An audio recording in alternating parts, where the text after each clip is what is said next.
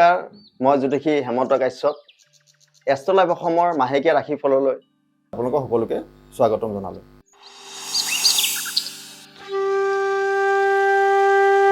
ডিচেম্বৰ মাহৰ কৰ্কট ৰাশিৰ জাতক জাতিকাসকলৰ মাহটোৰ ৰাশিফল দানৰ বিষয়ে মই কৈ যাম।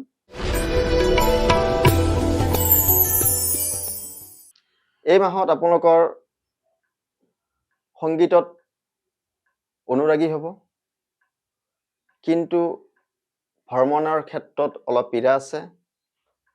শিল্পকৰ্মত প্ৰসাৰ হ'ব, যথেষ্ট ভাল হ'ব। আৰ্থিক সাফল্য হ'ব, নেতৃত্ব লাভ হ'ব, সন্মান পাব এই মাহত আপোনালোকে।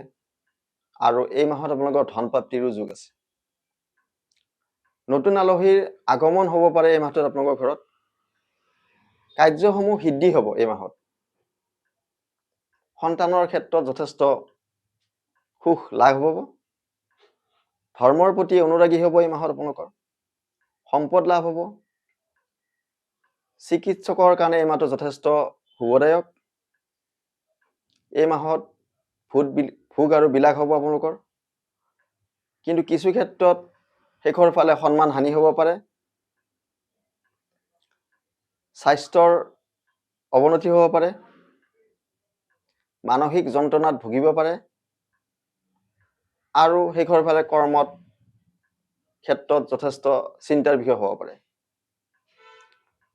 কৰ্কট ৰাশিৰ জাতক জাতিকাসকলৰ এই মাহটোৰ এটা মধ্যম ফল পাব।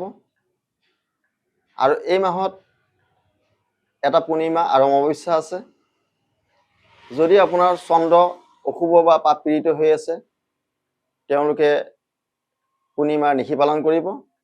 তেনে কৰিলে চন্দ্ৰৰ শুভ ফল প্ৰদান হ'ব।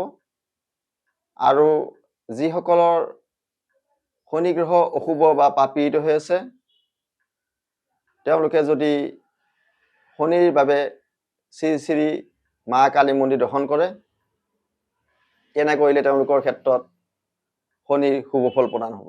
ধন্যবাদ। এই আছিলে আজিৰ ডিচেম্বৰ মাহৰ ৰাশিফল। এতিয়া মই জ্যোতিষী হেমন্ত কাশ্যপে এষ্ট্ৰলাইভ অসমৰ মাহেকীয়া ৰাশিফলৰ পৰা বিদায় মাগিছোঁ। আপোনালোকৰ দিনবোৰ শুভ হওক। ধন্যবাদ।